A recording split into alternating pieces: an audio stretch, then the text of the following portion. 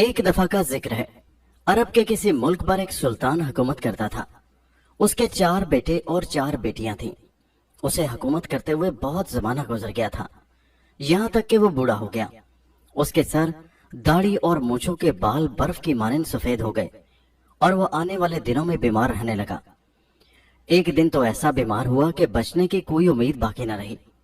تب زندگی سے مایوس ہو کر اس نے اپنے 4 بیٹوں کو پاس بلایا اور یوں کہنے لگا، پیارے بیٹو، میں اب مرنے والا ہوں، اس لیے جو کچھ میں تم سے کہوں اسے غور سے سننا۔ یہ سنتے ہی 4 بیٹوں کی غم سے بری حالت ہو گئی اور انہوں نے رونا پیٹنا شروع کر دیا۔ انہیں اپنے باپ سے بڑی محبت تھی۔ لڑکوں کو روتے دیکھ کر سلطان نے خاموش رہنے کی ہدایت کی اور کہا، عزیز بیٹو، جو دنیا میں آیا ہے اسے ایک نہ ایک دن دنیا سے جانا بھی ہے، یہی قدرت کا قانون ہے، لہٰذا تم رونے دھونے کے بجائے میری بات کو غور سے سنو اور اس پر عمل کرنے کا وعدہ کرو۔ بہت بہتر ابا جان، آپ فرمائیے، ہم سن رہے ہیں۔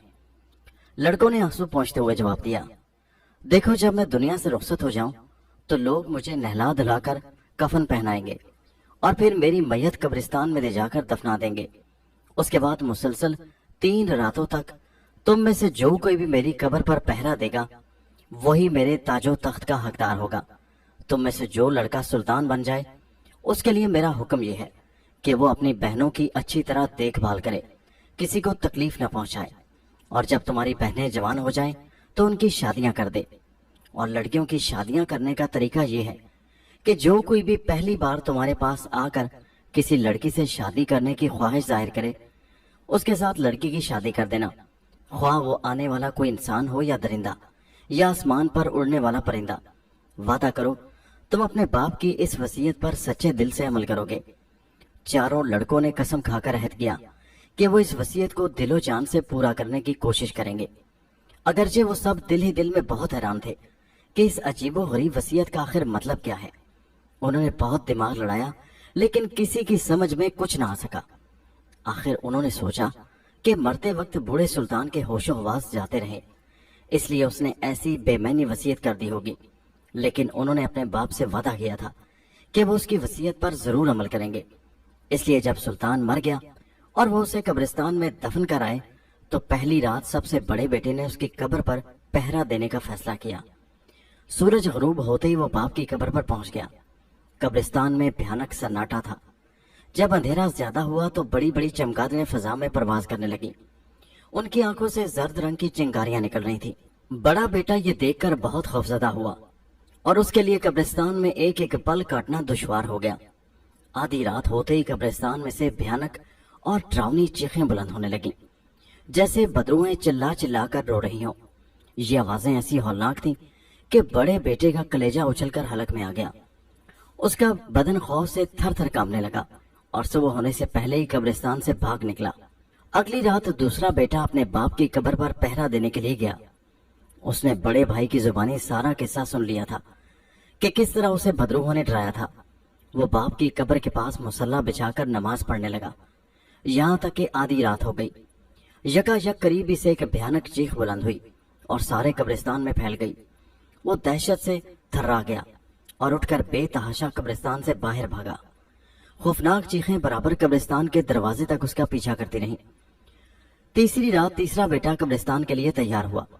اس کا خیال تھا کہ دونوں بڑے بھائی ڈرپوک ہیں، بھلا یہ آوازیں اور چیخیں کسی کا کیا بگاڑ سکتی ہیں۔ وہ بڑی بہادری سے تمام رات سلطان کی قبر پر جاگتا رہا اور کوئی آواز سنائی نہ دی۔ وہ خوش تھا کہ شیطانی روحیں اس سے ڈر کر ادھر نہیں آئیں، لیکن صبح ہونے میں بھی کچھ دیر باقی تھی کہ اسے اپنے ارد گرد نہایت ڈراؤنی شکلیں دکھائی دینے لگیں۔ ان کے چہرے کالے تھے اور لمبے لمبے سفید دانت منہ سے باہر نکلے ہوئے تھے۔ ان کالی بلاؤں نے اسے ہر طرف سے گھیرنا چاہا۔ پھر یکا یک انہوں نے مکروہ آوازوں میں کہکہے لگا کر کہا، پکڑ لو اس نوجوان کو اور اس کی تکا بوٹی کر کے ہڑپ کر جاؤ، پکڑ لو جانے نہ پائے۔ تیسرے بیٹے نے یہ تماشا دیکھا تو خوف سے اس کا خون رنگوں میں جمنے لگا۔ اس نے آؤ دیکھا نہ تاؤ سر پر پاؤں رکھ کر وہاں سے بھاگا اور محل میں جا کر ہی دم لیا۔ دیر تک وہ اپنا پھولا ہوا سانس ٹھیک کرتا رہا۔ اوپر تلے پانی کے کئی پیالے پیے تب کچھ جان میں جان آئی۔ چوتھی رات سب سے چھوٹا بیٹا قبرستان جانے کے لیے تیار ہوا۔ اس کا نام احمد تھا اور اپنے تینوں بھائیوں سے زیادہ عقل مند، ہوشیار اور نیک تھا۔ اس نے اپنی تلوار کمر سے باندھی اور قبرستان میں جا پہنچا۔ بڑے بھائیوں نے اس کا مذاق اڑایا اور کہا، جو کام ہم سے نہیں ہو سکا وہ احمد کیا کرے گا؟ کیا ہم سے زیادہ یہ بہادر ہے؟ دیکھ لینا، ابھی خوف سے لرزتا کامتا بھاگا چلا آئے گا۔ رات بھر احمد باپ کی قبر پر جاگتا رہا۔ ننگی تلوار اس کے ہاتھ میں تھی۔ اس نے سن رکھا تھا کہ تلوار کے سامنے بڑے بڑے خبیث جن اور بھوت بھاگتے ہیں۔ رات بھیگتی رہی، ستارے آہستہ آہستہ مغرب کی طرف جھکتے رہے۔ کوئی ڈراؤنی آواز سنائی نہ دی۔ ہر طرف گہرا سناٹا تھا۔ جب مشرق کی افق کی جانب سے روشنی کی سنہری لکیر نمودار ہو رہی تھی کہ یکا یک اس نے قبرستان کی دیوار کے قریب ایک خوفناک دیو کو کھڑے دیکھا۔ اس کا چہرہ بڑا بھیانک تھا اور آنکھوں سے آگ کے شعلے اٹھ رہے تھے۔ اس نے وہیں سے اپنے بازو پھیلائے۔ یہ بازو احمد کو پکڑنے کے لیے بڑھنے شروع ہوئے اور بڑھتے بڑھتے بہت نزدیک آ گئے۔ احمد نے دیکھا کہ اس کے ہاتھ کسی درندے کی پنجوں کی طرح مڑے ہوئے ہیں اور ان پر لمبے لمبے نوکیلے ناخن ہیں۔ احمد نے اطمینان سے تلوار کا ہاتھ مارا۔ دیو کا ایک پنجہ کٹ کر نیچے گرا۔ یہ پنجہ کٹتے ہی اس نے خوفناک چیخ ماری اور غائب ہو گیا۔ احمد نے اس کا کٹا ہوا پنجہ اٹھا کر اپنے کرتے کی جیب میں رکھ لیا۔ اتنے میں صبح ہو گئی۔ وہ قبرستان سے نکل کر محل میں واپس آ گیا۔ دوسری رات وہ پھر قبرستان میں گیا اور باپ کی قبر کے پاس بیٹھ گیا۔ آج بھی تلوار اس کے ہاتھ میں تھی۔ ساری رات اسے کوئی بدرو دکھائی نہ دی اور نہ اس نے کوئی بھیانک چیخ سنی، لیکن صبح کے وقت اچانک ایک ڈراؤنی شکل کا جن زمین کا سینہ پھاڑ کر نکلا۔ اس کے دانت شارک مچھلی کے دانتوں کی طرح لمبے اور تلوار کی مانند تیز تھے، اور چہرہ ایسا خوفناک کہ احمد کی جگہ کوئی اور ہوتا تو ڈر کے مارے وہیں اس کا دم نکل جاتا۔ احمد نے اللہ کا نام لے کر تلوار ماری اور جن کی گردن اڑا دی۔ گردن کٹتے ہی وہ دھڑام سے گرا۔ احمد نے بڑھ کر اس کے دونوں کان کاٹ لیے۔ کان کے کٹتے ہی جن کا دھڑ آپ ہی آپ راکھ کے ڈھیر میں بدل گیا۔ احمد نے اس کے کٹے ہوئے کان جیب میں رکھ لیے اور قبرستان سے نکل کر محل میں واپس آ گیا۔ سارا دن وہ آرام سے سویا رہا اور سورج غروب ہونے سے تھوڑی دیر پہلے جاگا۔ نہا دھو کر کھانا کھایا اور تلوار سنبھال کر قبرستان کے جانب روانہ ہوا۔ یہ تیسری اور آخری رات تھی جو اپنے باپ کی وصیت پوری کرنے کے لیے اسے قبر کے پاس جا کر گزارنی تھی۔ احمد ہر خطرے کا مقابلہ کرنے کے لیے تیار تھا اور تھوڑی دیر کے بعد آس پاس کا جائزہ لے لیتا تھا۔ آدھی رات تک کوئی خاص واقعہ پیش نہ آیا، لیکن جو ہی اس کے کان میں آدھی رات کا گجر بجنے کی آواز آئی وہ ہوشیار ہو گیا۔ یکا یک اسے محسوس ہوا کہ قبرستان میں بہت سے لوگ چل پھر رہے ہیں۔ وہ ان کے سائے تو دیکھ رہا تھا مگر ان کی صورتیں دکھائی نہ دیتی تھیں۔ تھوڑی دیر بعد آہستہ آہستہ ایسی آوازیں سنائی دینے لگی جیسے بہت سی بلیاں رو رہی ہوں اور کتے غرا رہے ہوں۔ احمد نے ان آوازوں اور سایوں کی طرف کوئی دھیان نہ دیا۔ وہ جانتا تھا کہ یہ سب شیطانی حرکتیں اسے ڈرا کر قبرستان سے بھگا دینے کے لیے ہو رہی ہیں۔ غرض وہ اپنی جگہ پر جمع رہا۔ رفتہ رفتہ یہ آوازیں خوفناک چیخوں میں بدل گئیں۔ پھر آگ کی بنی ہوئی شکلیں قبرستان میں پھیل گئیں۔ ان کے ہاتھوں میں آگ کی تلواریں تھیں اور وہ چیختی چلاتی احمد کی طرف بڑھ رہی تھی۔ ان کی تعداد ہزاروں کے لگ بھگ ہوگی۔ ایک لمحے کے لیے احمد گھبرایا، لیکن پھر اس نے قرآن پاک کی آیتیں پڑھ کر اپنے اوپر دم کی اور تلوار تول کر آگ کے ان حرکت کرتے ہوئے بتوں کی جانب لپکا۔ اس کا لپکنا تھا کہ وہ بت خود بخود غائب ہو گئے۔ پھر وہ ڈراؤنی آوازیں بھی تھم گئیں۔ احمد دوبارہ اپنے باپ کی قبر کے پاس آ کر بیٹھ گیا۔ صبح ہونے تک کوئی واقعہ پیش نہ آیا۔ ابھی سورج کی پہلی کرن نے آسمان کے مشرقی کنارے سے جھانکا ہی تھا کہ ایک بہت بڑا جن نمودار ہوا۔ اس کے بدن پر لمبے لمبے سیاہ بال تھے اور چہرے پر 4 بڑی بڑی آنکھیں۔ اس نے اپنا تباک سا منہ کھول کر احمد کو نگلنے کا ارادہ کیا تھا کہ اس نے پھرتی سے تلوار ماری اور جن کی گردن کٹ کر زمین پر گر پڑی۔ احمد نے اس کی بڑی سی ناک کاٹ کر جیب میں رکھ لی۔ ناک کٹتے ہی جن کا دھڑ آگ میں جل کر راکھ ہو گیا۔ احمد خوشی خوشی محل میں واپس آ گیا۔ چونکہ اس نے اپنے باپ کی وصیت پوری کر دی تھی، اس لیے اسے شاہی لباس پہنا کر تخت پر بٹھایا گیا اور تمام درباریوں نے نظر پیش کی۔ شاعروں نے اس کی تعریف میں قصیدے پڑھے۔ احمد نے سب کو ان کی حیثیت کے مطابق انعام و اکرام اور خلعت عطا کی۔ اس کے بڑے بھائیوں نے بھی اسے ملک کا سلطان مان لیا اور اطاعت قبول کی۔ احمد کو سلطان بنے کئی مہینے گزر گئے، پھر کئی برس بیت گئے اور اس کے عہد میں رعایا خوشحال تھی۔ ہر طرف امن و امان کا دور دورہ تھا۔ کسی کو سلطان سے کوئی شکایت نہ تھی۔ وہ سب کے دکھ درد میں شریک تھا اور ہر ایک کے ساتھ انصاف سے پیش آتا۔ رعایا دن رات اسے دعائیں دیتی۔ اس دوران میں سلطان احمد کی 4 بہنیں جوان ہو چکی تھیں اور اب وہ جلد سے جلد ان کی شادی کر دینا چاہتا تھا، لیکن مشکل یہ تھی کہ شہزادیوں کی حیثیت کے مطابق رشتے کہاں تلاش کرے۔ پھر اسے اپنے باپ کی عجیب وصیت کا خیال بھی آتا، جس نے مرتے وقت کہا تھا کہ جو کوئی بھی پہلی بار تمہارے پاس آ کر کسی لڑکی سے شادی کرنے کی خواہش ظاہر کرے، اسی کے ساتھ اس کی شادی کر دینا، خواہ آنے والا کوئی انسان ہو یا درندہ، اور یا آسمان پر اڑنے والا پرندہ۔ ایک دن سلطان احمد اپنے دربار میں بیٹھا لوگوں کے مقدمے سن رہا تھا کہ ایک خوفناک صورت کا شیر وہاں آیا۔ اسے دیکھتے ہی سب درباری اور پہرے دار ڈر کر بھاگ گئے، لیکن سلطان احمد اپنی جگہ پر بیٹھا رہا۔ شیر نے اس کے قریب آ کر دم ہلائی اور ہلکی سی آواز میں غرایا اور اچانک انسانی آواز میں کہنے لگا، السلام علیکم اے سلطان احمد، میں تیرے پاس ایک درخواست لے کر حاضر ہوا ہوں۔ امید ہے تو اپنے مرحوم والد کی وصیت پر عمل کرتے ہوئے میری یہ درخواست قبول کرے گا۔ بیان کرو تمہاری کیا درخواست ہے؟ سلطان احمد نے کہا، اگر میں قابل ہوا تو تمہاری درخواست ضرور قبول کروں گا۔ میں آپ کی سب سے بڑی بہن سے شادی کرنا چاہتا ہوں، بس یہی میری درخواست ہے۔ سلطان بڑا حیران ہوا اور کہنے لگا، مگر یہ کیسے ممکن ہے کہ ایک لڑکی کی شادی جنگل کے درندے سے کر دی جائے؟ سلطان احمد نے حیرت سے کہا، کبھی ایسا ہوا ہے؟ جناب، آپ اپنے والد کی وصیت یاد کیجئے، انہوں نے آپ کو کیا ہدایت کی تھی؟ شیر نے جواب دیا، بہت بہتر، میں اپنے والد کی وصیت ضرور پوری کروں گا۔ سلطان احمد نے کہا، اور اسی وقت اپنی سب سے بڑی بہن کی شادی اس شیر کے ساتھ کر دی۔ شیر اسے اپنی کمر پر سوار کر کے وہاں سے چلا گیا۔ وقت گزرتا گیا، سلطان احمد کو اپنی بڑی بہن اور اس کے شوہر شیر کے بارے میں کچھ پتہ نہ چلا کہ وہ کہاں اور کس حال میں ہیں۔ ایک دن کیا ہوا کہ ایک بڑا سا چیتا دھاڑتا ہوا دربار میں آیا اور درخواست کی کہ سلطان احمد اپنی دوسری بڑی بہن کی شادی اس کے ساتھ کر دے۔ جب سلطان نے اعتراض کیا کہ بھلا چیتے کی شادی ایک شہزادی سے کیسے ہو سکتی ہے، تو چیتے نے اس کو اس کے باپ کی وصیت یاد دلائی۔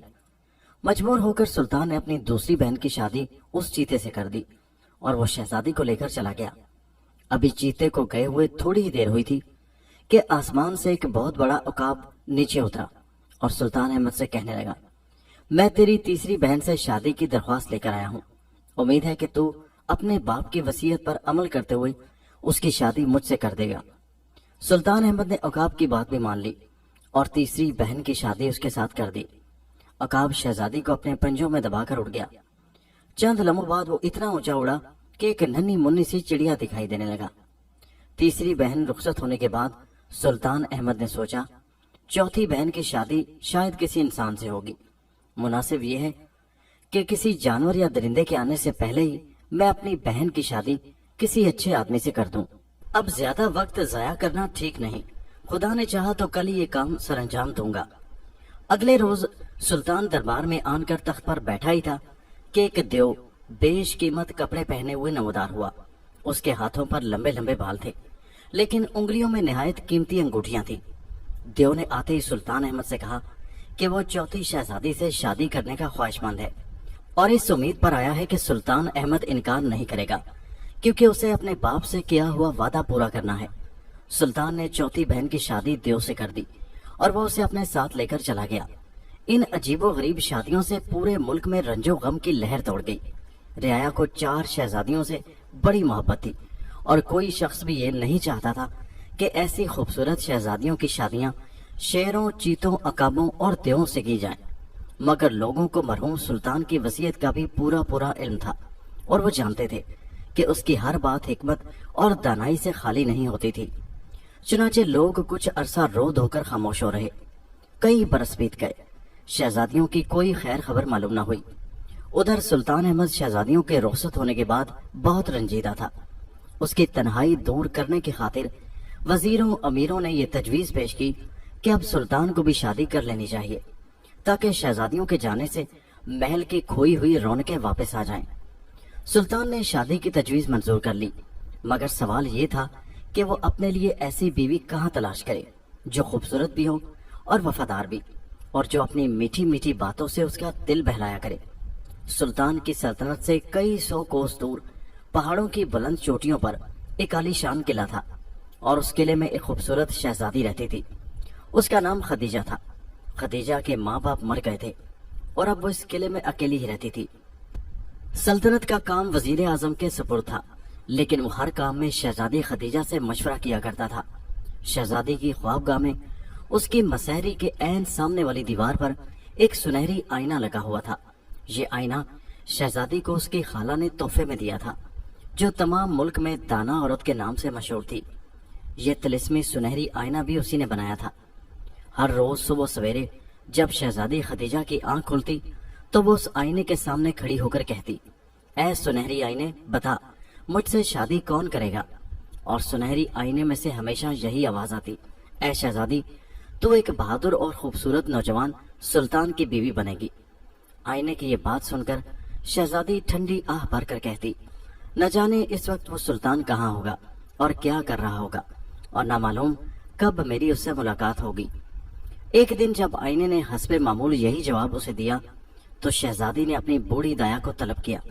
یہ وہ عورت تھی جس نے خدیجہ کو بچپن میں اپنا دودھ پلایا تھا اور شہزادی اس کی بڑی عزت کرتی تھی۔ دایا آئی تو شہزادی نے اس سے کہا، اماں جان، میں اس قلعے میں اکیلی پڑے پڑے اکتا گئی ہوں۔ تم جانتی ہو سلطنت کا سارا کاروبار وزیر اعظم نے سنبھال رکھا ہے، رعایا خوش ہے۔ اب میں چاہتی ہوں کہ اس قلعے سے نکل کر باہر کی دنیا دیکھوں۔ اس سے ایک تو میرا دل بہلے گا، دوسرے میرے علم میں بھی اضافہ ہوگا۔ تمہاری کیا رائے ہے اماں؟ دایا نے خوش ہو کر کہا، اے بیٹی، میں کیا اور میری رائے کیا، جیسی تمہاری مرضی، میں تیار ہوں۔ بولو کہاں چلو گی؟ پہلے ہم مقدس شہر مکہ کی زیارت کو چلیں گے، خدیجہ نے کہا، لیکن زیادہ لاؤ لشکر ساتھ لے جانے کی ضرورت نہیں۔ میں ایک عام عورت کے بھیس میں سفر کرنا زیادہ پسند کروں گی تاکہ لوگ میری طرف توجہ نہ کریں۔ شہزادی بن کر باہر جاؤں گی تو بے شمار کنگلے اور فقیر تنگ کریں گے۔ اس کے علاوہ راستے میں ان ڈاکوؤں کا بھی تو خطرہ ہے جو بڑے بڑے قافلوں کو لوٹ لیا کرتے ہیں۔ ہم اپنے ساتھ زیادہ سے زیادہ 2 نوکر لے لیں گے اور کچھ ضروری ساز و سامان۔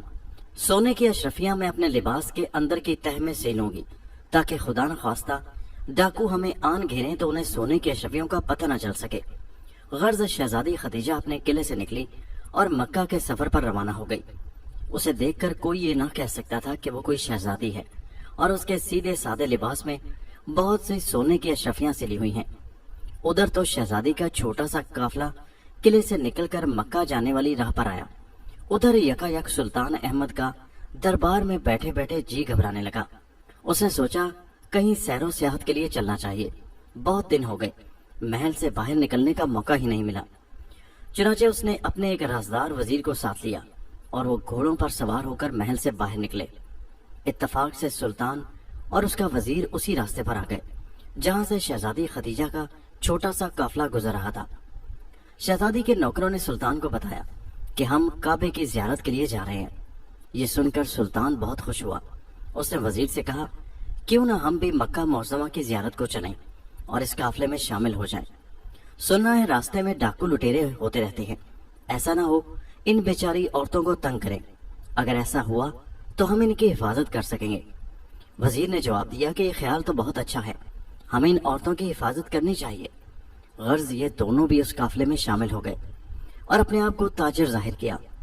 انہوں نے شہزادی خدیجہ کو بتایا کہ وہ اکثر مکہ مدینے کا سفر کرتے رہتے ہیں اور ان راستوں سے اچھی طرح واقف ہیں۔ شہزادی خدیجہ نے انہیں بڑی خوشی سے اپنے ساتھ سفر کرنے کی اجازت دے دی اور یوں راستہ طے ہونے لگا۔ ابھی تک سلطان احمد اور اس کا وزیر شہزادی خدیجہ کی صورت دیکھنے نہ پائے تھے کیونکہ اس نے اپنا چہرہ سیاہ نقاب میں چھپا رکھا تھا۔ البتہ شہزادی نے سلطان احمد کو اچھی طرح دیکھا اور اسے یہ شریف نوجوان بہت اچھا لگا۔ دن رات فاصلہ طے کرتے ہوئے آخر وہ مکہ معظمہ پہنچ گئے۔ انہوں نے ایک سرائے میں اپنا سامان رکھا اور پھر خانہ کعبہ کی زیارت کے لیے گئے۔ وہاں بے شمار لوگ کعبے کا طواف کر رہے تھے۔ ان سب نے بھی کعبے کی عمارت کے گرد 7 چکر لگائے۔ ان چکروں کو طواف کہتے ہیں۔ کعبے کی زیارت کے بعد یہ لوگ واپس سرائے میں آئے تو اتفاق سے سلطان احمد نے شہزادی خدیجہ کی ایک جھلک دیکھ لی۔ اس نے دل میں کہا، یہ چہرہ تو کسی شہزادی کا ہی ہو سکتا ہے، میں اسی لڑکی سے شادی کروں گا، لیکن کچھ خبر نہیں کہ وہ کون ہے اور اس کی شادی ہو چکی ہے یا نہیں۔ رات ہوئی تو اس نے وزیر سے اپنے اس خیال کا اظہار کیا۔ وزیر کہنے لگا، حضور، یہ کون سی بڑی بات ہے، وہ ایک عام عورت ہے، جب اسے پتہ چلے گا کہ آپ ایک معمولی سوداگر نہیں سلطان احمد ہیں تو وہ خوشی سے آپ کے ساتھ شادی کرنے کے لیے تیار ہو جائے گی۔ बहरहाल तुम उसके बारे में अता पता करो कि कौन है और उसके क्या इरादे हैं। सुल्तान ने कहा, मेरी राय में उसकी बूढ़ी दाया से सारा हाल दरियाफ्त करो और फिर मुझे बतलाओ कि उसने क्या कहा। आपके हुक्म की तामील की जाएगी आलीजा, वजीर ने गर्दन झुकाकर कहा और अगले रोज सुबह सीधा बूढ़ी दाया के पास पहुंचा। सलाम अम्मा जान, मिजाज तो अच्छे हैं आपके, कोई खिदमत मेरे लायक हो तो बयान फरमाइए। मैं और मेरा साथी हर तरह आपकी खिदमत बजा लाने के लिए तैयार हैं, वजीर ने दाया से कहा। बूढ़ी दाया ने उसे दुआएं दी और अपने पास ही बिठा लिया। फिर दोनों में बातें होने लगी। आखिर वजीर ने उससे शहजादी खदीजा के बारे में सब कुछ मालूम कर ही लिया। फिर वो दाया से इजाजत लेकर सुल्तान अहमद के पास आया और कहने लगा, लीजिए हजूर मुबारक हो, मैंने उस खातून के बारे में उसकी दाया से सब बातें मालूम कर ली हैं। उसका नाम शहजादी खदीजा है और वो भी एक सल्तनत की मालिक है। उसकी ख्वाबगाह में एक सुनहरी आईना लगा हुआ है जो उसको हर रोज ये बताता है कि उसकी शादी एक सुल्तान से होगी। इंशाअल्लाह इंशाअल्लाह, सुल्तान अहमद ने खुश होकर कहा। फिर उसने सोचा कि इस मामले पर उसे खुद शहजादी से बात करनी चाहिए। वो मौका की तलाश में रहा मगर उसे ये मौका न मिल सका, क्योंकि शहजादी की हिफाजत हर वक्त उसके मुलाजिम करते थे और बूढ़ी दाया भी उसके करीब ही बैठी रहती थी। कुछ दिनों बाद उनका काफिला मक्के से निकलकर शहर ताइफ की जानिब रवाना हुआ, जहां ठंडे पानी के चश्मे और खजूरों के दरख्त थे। उसके अलावा वहां अंगूरों के भी बहुत से बाग थे। सारा इलाका निहायत खूबसूरत और सरसब्ज था। अभी वो रास्ते में ही थे कि एक रात जबरदस्त तूफान आया। बिजली की कड़क और बादल की गरज से दिल दहल जाते थे। हर तरफ गुप अंधेरा था। कभी कभी बिजली चमकती थी तो कुछ दिखाई दे जाता था। फिर मूसलाधार बारिश और हवा का ऐसा बेपनाह जोर कि उनके खैमों की तनाबें उखड़ गईं। तमाम कपड़े और सारा सामान पानी में भीग गया। सहरा में उनके पनाह लेने के लिए और तूफान से बचने के लिए कोई जगह न थी और हवा हर लम्हा तेज होती जा रही थी। सुल्तान और वजीर के घोड़े भी रस्सियां तुड़ाकर भाग गए और शहजादी खदीजा का ऊंट और नौकरों की सवारी के गधे भी डर कर फरार हो गए। बूढ़ी दाया ने इस मुसीबत से घबराकर धाड़े मार मार कर रोना शुरू कर दिया। शहजादी खदीजा उसे दिलासा दे रही थी कि अम्मा जान, हौसला रखो, खुदा हमारा निगहबान और मुहाफिज है, वो जरूर मदद करेगा।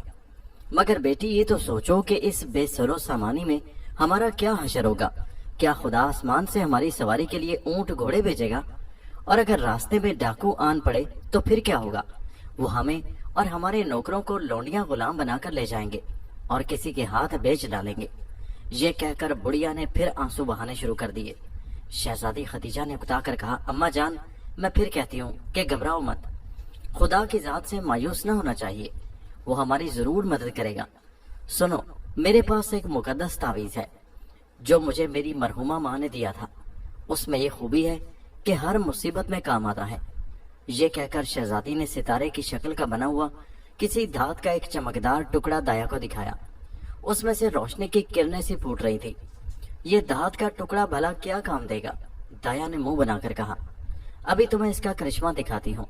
शहजादी खदीजा ने कहा और तावीज अपनी गर्दन से निकालकर दाएं हथेली पर रखा और फिर मुंह ही मुंह में कुछ पढ़कर तावीज पर फूंक मारी और उसके बाद बोली, ए हजरत सुलेमान अलैहिस्सलाम के मुकद्दस तावीज, हम इस वक्त सख्त मुसीबत में गिरफ्तार हैं।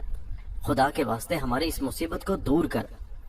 अब ये अल्फाज शहजादी ने अदा ही किए थे कि एक जोर का धमाका हुआ और एक हैबतनाक शक्ल का देव नमोदार होकर शहजादी के सामने आन खड़ा हुआ। उसे देखते ही बूढ़ी दाया ने डर कर चीख मारी और बेहोश हो गई। ये देव वही था जिसने सुल्तान अहमद की चौथी बहन से शादी की थी, लेकिन शहजादी खदीजा को इस बारे में कुछ पता न था। फरमाइए, मैं आपकी क्या खिदमत बजा लाऊं? देव ने अदब से झुक कर कहा। हमें किसी महफूज मकाम पर पहुंचाओ, शहजादी ने हुक्म दिया। बहुत बेहतर, देव ने कहा, मैं आप सबको अपने घर लिए चलता हूँ, वहां आप हिफाजत से रहेंगे। यकायक काफिले वालों ने महसूस किया कि जमीन उनके कदमों के तले से खिसकती जा रही है और वो फजा में बुलंद होते चले जा रहे हैं। खौफ से उन्होंने अपनी आंखें बंद कर लीं। उनमें सुल्तान अहमद और उसका वजीर भी शामिल थे। थोड़ी देर बाद उनके पांव जमीन से लगे और सब ने आहिस्ता आहिस्ता आंखें खोल दी। क्या देखते हैं कि वो एक खूबसूरत वादी में खड़े हैं जिसके चारों तरफ ऊंचे ऊंचे बर्फानी पहाड़ हैं। वादी के दरमियान में एक शानदार महल बना हुआ है जिसके इर्द गिर्द निहायत हसीन बाग है। वो देव उन्हें उस महल में ले गया। اتنے میں ایک خوبصورت عورت محل میں سے نکل کر سامنے آئی اور سلطان احمد نے حیرت سے دیکھا کہ وہ اس کی چوتھی بہن تھی۔ بھائی جان، وہ خوشی سے چلائی اور سلطان احمد کے گلے سے لپٹ گئی۔ ہمارے مکان میں تمہارا آنا مبارک ہو، خدا کی بنا تم یہاں رہتی ہو؟ سلطان نے کہا، کیا وہ جو ہمیں مصیبت سے نکال کر لایا تمہارا ہی شوہر ہے؟ میں نے اسے پہچانا نہیں۔ ہاں بھائی جان، وہ میرا شوہر ہے اور میں اس سے بہت خوش ہوں۔ مجھے اس سے اچھا شوہر نہیں مل سکتا تھا۔ خدا کا شکر ہے کہ تم مجھ سے خوش ہو، ورنہ میں تو ڈرتا تھا کہ نہ جانے یہ دیو تمہارے ساتھ کیا سلوک کرے۔ اگر ابا جان کی وصیت نہ ہوتی تو شاید میں تمہاری شادی کبھی اس کے ساتھ کرنے پر رضامند نہ ہوتا، مگر اب سوچتا ہوں تو احساس ہوتا ہے کہ ابا جان کی اس وصیت میں ضرور کوئی حکمت چھپی ہوئی ہے۔ خدا معلوم ہماری باقی تینوں بہنیں کہاں اور کس حال میں ہیں۔ بھائی جان، جس بہن کی شادی آپ نے جنگل کے بادشاہ شیر کے ساتھ کی تھی وہ یہاں سے قریب ہی رہتی ہے، چاہو تو اس سے مل سکتے ہو۔ یہ سن کر سلطان احمد بہت خوش ہوا۔ انہوں نے 3-4 دن اس محل میں قیام کیا۔ سلطان کی بہن اور اس کے شوہر دیو نے سب کی خاطر مدارت کی اور شہزادی خدیجہ، بوڑھی دایا اور اس کے نوکروں کو نئے کپڑے بنا کر دیے۔ سواری کے لیے اونٹ اور گھوڑے بھی مہیا کیے گئے۔ اس کے بعد ان سب نے مہربان دیو سے اجازت لی اور شیر کے مکان کی جانب روانہ ہوئے، جہاں سلطان احمد کی سب سے بڑی بہن رہتی تھی۔ ایک دن اور ایک رات سفر طے کرنے کے بعد یہ چھوٹا سا قافلہ وادی سے نکل کر ایک گھنے جنگل میں داخل ہوا۔ یہاں درختوں کی چوٹیاں آپس میں ملی ہوئی تھی اور شاخیں اس قدر بھری بھری تھی کہ سورج کی کرنوں کے لیے جنگل کے اندر تک جانے کا راستہ بند ہو گیا تھا، اسی لیے یہاں دن کے وقت بھی اندھیرا سا تھا۔ یکا یک انہیں جنگل کے بیچوں بیچ ایک عالیشان مکان دکھائی دیا۔ اس مکان کے دروازے کے پاس شیر کا ایک بہت بڑا بت رکھا ہوا تھا۔ سلطان سمجھ گیا کہ یہی وہ مکان ہے جس میں بڑی بہن کا شوہر رہتا ہے۔ سلطان نے آگے بڑھ کر دستک دی۔ تھوڑی دیر بعد مکان کے اندر سے شیر کے دھاڑنے اور گرجنے کی ہیبت ناک آواز سنائی دی۔ سب کے سب لرزنے اور کانپنے لگے، لیکن سلطان احمد نے تسلی دی اور کہا کہ گھبرانے کی کوئی بات نہیں۔ اتنے میں دروازہ کھلا اور ایک لمبا چوڑا شیر کھڑا نظر آیا۔ اس کا جبڑا کھلا ہوا تھا اور نکیلے دانت بڑے خوفناک دکھائی دے رہے تھے۔ شیر کو اتنے قریب پا کر بوڑھی دایا چیخ مار کر بے ہوش ہو گئی۔ خوش آمدید، خوش آمدید پیارے سلطان احمد۔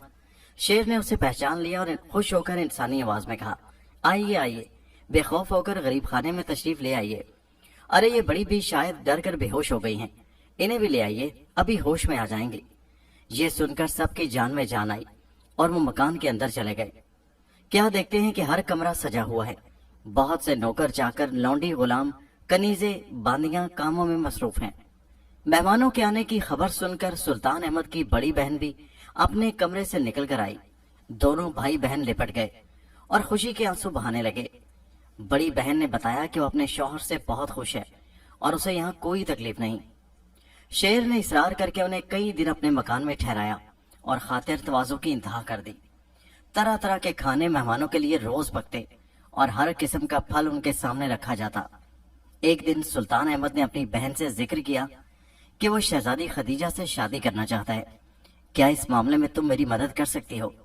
بہن یہ سن کر بہت خوش ہوئی کیونکہ وہ بھی شہزادی خدیجہ کو پسند کرنے لگی تھی۔ اس نے شہزادی کی رضامندی حاصل کی اور اس سے اگلی رات ہی بڑی دھوم دھام سے ان دونوں کی شادی ہو گئی۔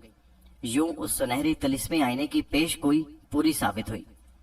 شادی کے بعد سلطان احمد اور اس کی بیوی خدیجہ شیر کے گھر میں 1 ماہ تک مہمان رہے۔ اس کے بعد انہوں نے وہاں سے جانے کی اجازت حاصل کی۔ سلطان احمد نے شیر سے کہا، بھائی تم نے جس خلوص اور محبت سے مہمان نوازی کے فرائض سر انجام دیے ہیں، میں اور میری بیوی اس کا شکریہ ادا کرتے ہیں۔ یہاں ہم نے اپنی زندگی کا بہترین وقت گزارا۔ کاش میں اس قابل ہوتا کہ تمہاری کوئی خدمت بجا لاتا۔ اگر کوئی کام میرے لائق ہو تو ضرور بتاؤ۔ ہاں بھائی، ایک کام ایسا ضرور ہے جو تم میرے لیے کر سکتے ہو۔ شیر نے ٹھنڈی آہ بھری، اگر تمہیں کہیں سے کسی دیو کا کٹا ہوا پنجہ مل جائے تو لیتے آنا، تاکہ میں اس کو آگ میں پھینک کر اپنی اصل انسانی صورت پر واپس آ جاؤں۔ دیو کا کٹا ہوا پنجہ؟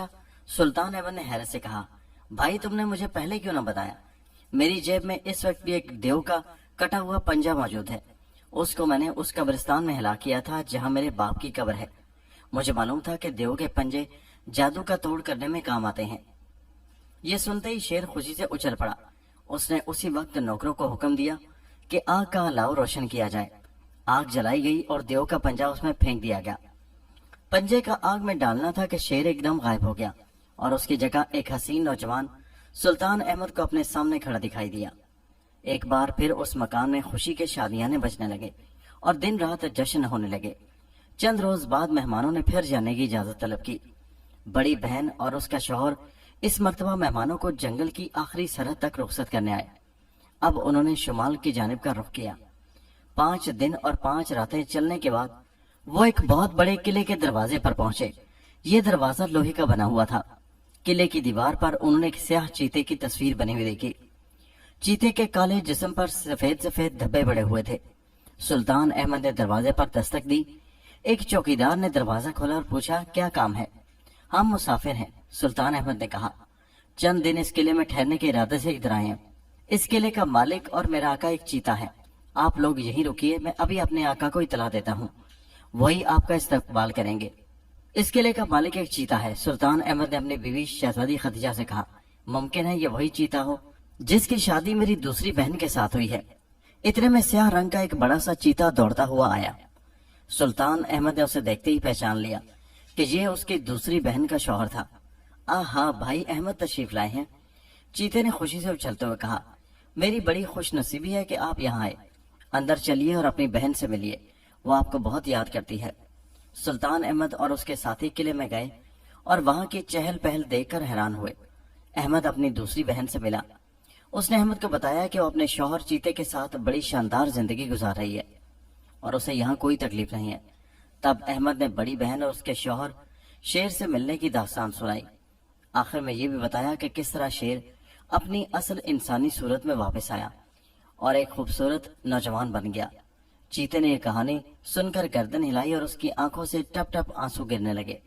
अहमद ने पूछा, भाई तुम क्यों रोते हो? अगर मैं तुम्हारे किसी काम आ सकता हूं तो बताओ, शायद मैं तुम्हारा कोई गम दूर कर सकूं। मेरी सौतेली माँ ने बचपन में मुझ पर जादू किया और मैं इंसान से एक खौफनाक चीता बन गया।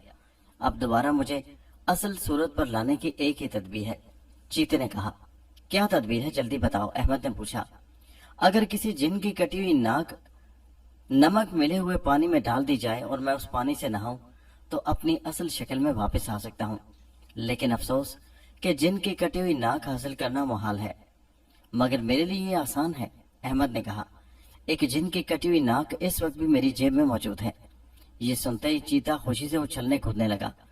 उसी वक्त एक बड़े से बर्तन में पानी लाया गया। पहले उसमें नमक हल किया गया, उसके बाद सुल्तान अहमद ने उसमें जिन की कटी हुई नाक डाल दी।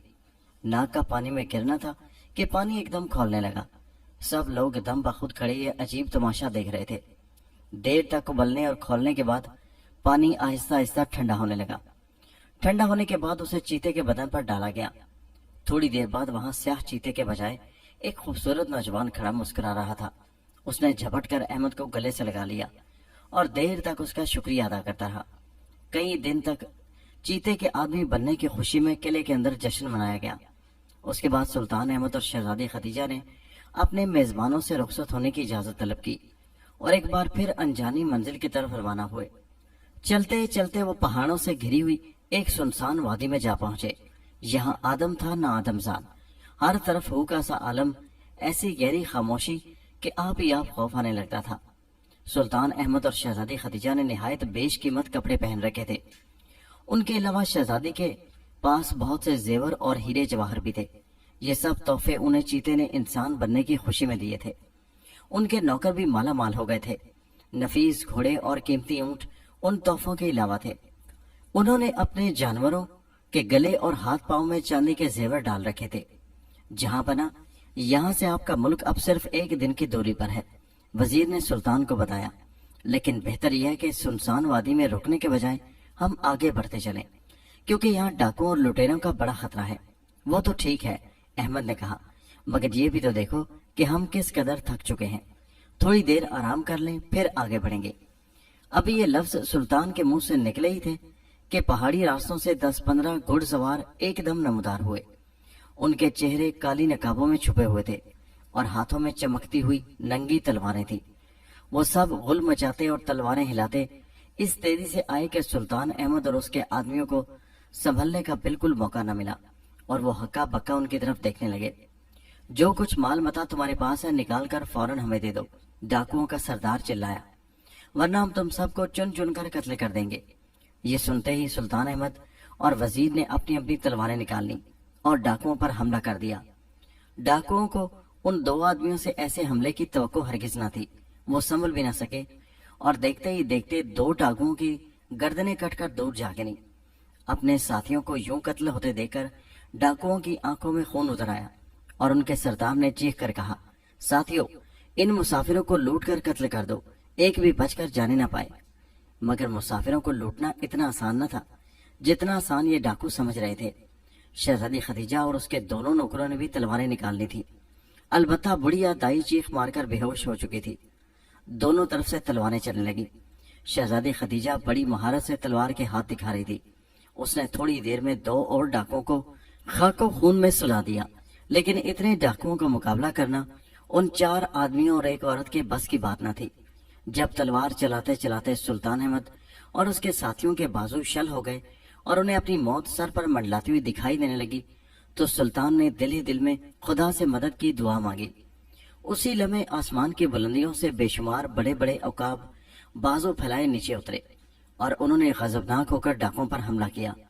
उनमें एक अकाब सबसे बड़ा था। उसने डाकुओं के सरदार पर हमला किया और पंजों से उसकी दोनों आंखें निकाल दी। डाकुओं का सरदार खून में नहा गया और अंधाधुंध घोड़े को दौड़ाता हुआ भाग गया। सरदार को भागते देखा तो दूसरे डाकू भी फरार हो गए, लेकिन अकाबों ने दूर तक उनका पीछा किया और जब तक उन सब की आंखें नोच न ली उन्हें न छोड़ा। सुल्तान अहमद, वजीर और शहजादी खदीजा हैरत से ये मंजर देख रहे थे। थोड़ी देर बाद मैदान में डाकुओं की लाशें पड़ी थी। अकाब जिधर से आए थे उधर एक एक करके वापस चले गए, लेकिन सबसे बड़ा अकाब आहिस्ता आहिस्ता उड़ता हुआ सुल्तान अहमद की जानिब आया और एक पत्थर पर बैठ गया। उस वक्त अहमद ने उसे पहचाना। ये वो अकाब था जिससे उसकी तीसरी बहन की शादी हुई थी। भाई अकाब, हमारी जानें बचाने का शुक्रिया कबूल करो। अगर तुम वक्त पर ना पहुंचते तो ये जालिम हमारी तिक्का बोटी कर डालते। इसमें शुक्रिया की क्या बात है भाई अहमद, ये तो मेरा फर्ज था। कहो इधर कैसे तशरीफ लाए। तब सुल्तान अहमद ने अकाब को शुरू से आखिर तक सारी कहानी सुनाई। आखिर में अकाब ने रंजीदा से लहजे में कहा, काश मैं अपनी असली सूरत में वापस आ सकता, लेकिन ये काम नामुमकिन नहीं तो मुश्किल जरूर है। मुझे बताओ भाई अकाब, शायद मैं तुम्हारे किसी काम आ सकूं। सुल्तान ने जल्दी से कहा, एक मकार चुड़ैल ने मुझे जादू के जोर से अकाब बना दिया, वरना मैं भी तुम जैसा इंसान था। अकाब ने रोते हुए कहा, अब वो सूरत दोबारा जब भी मिल सकती है कि किसी जिन के कान मेरे जिस्म से छुए जाएं, तब मैं इंसान बन सकता हूँ। मगर जिन के कान हासिल करना बहुत दुश्वार है। लेकिन मेरे लिए दुश्वार नहीं। अहमद ने फौरन कहा, खुश हो जाओ भाई अकाब कि तुम्हारी मुसीबत के दिन कट गए। जिन के कान मेरी जेब में मौजूद हैं। उसने कान जेब से निकालकर अकाब के पनों से लगा दिए। पलक झपकते में अकाब एक खूबसूरत नौजवान में बदल गया। दोनों खुशी से एक दूसरे से लिपट गए। फिर वो नौजवान सुल्तान अहमद को अपने घर ले गया, जो वहीं एक पहाड़ी की चोटी पर बना हुआ था। सुल्तान की तीसरी बहन इतनी मुद्दत बाद अपने भाई को देखकर बहुत खुश हुई, और जब उसे मालूम हुआ कि उसका शौहर अकाब के रूप से बदलकर अब एक इंसान बन चुका है, तो उसकी मुसरत का कोई ठिकाना न रहा। 3 रोज तक अकाब नौजवान के घर में क्याम करने के बाद सुल्तान अहमद और उसके बीवी शहजादी खदीजा वहां से रवाना हुए और उस मुल्क में आए जहां सुल्तान अहमद की हुकूमत थी। रियाया ने उनका शानदार इस्तकबाल किया। बरसों तक दोनों ने अपने मुल्क पर हुक्मरानी की। आखिर वो बूढ़े हुए, फिर अल्लाह ने उन्हें अपने पास बुला लिया।